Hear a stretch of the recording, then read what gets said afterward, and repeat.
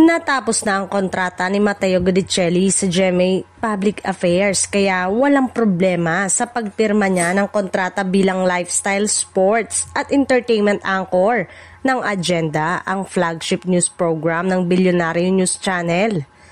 Ginanap ang contract signing ni Matteo nitong Lunes ng hapon, October 13, 2025. Kasama niyang pumirma ng kontrata ang Senior Vice President ng Bilyonaryo News Channel na si Cheryl Favilla na ang SVP Sales and Marketing Head na si Maria Fatima Bailon. Walang overlapping paglilinaw ni Matteo tungkol sa kanyang paglipat sa Agenda.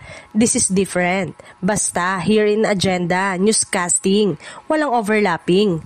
At the end of the day, ABS-CBN, GMA, Bilyonaryo were telling Filipino stories. Me, personally, that's my intention. I started realizing when I joined the Army 6 years ago. I want to tell the Filipino story. There's a lot of stories that are untold, kumbaga. Pumasok ako sa AFP, sa Army 6 years ago. Naranasan.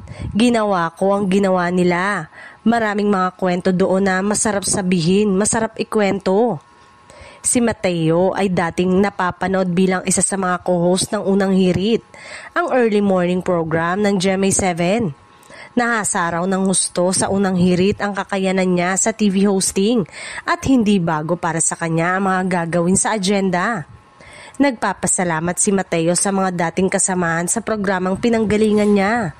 Makakasama ni Matteo ang mga news anchor ng Agenda na sina Corina Sanchez, Willard Cheng at Pinky Webb. Pag-amin ng actor TV host, nakakaramdam siya ng kaba dahil ngayon pa lamang makakatrabaho ang mga batikang broadcast journalist. Kasama ni Matteo na humarap sa mga miyembro ng media matapos mangyari ang pagpirma nila ng kontrata si Cheryl Favilla.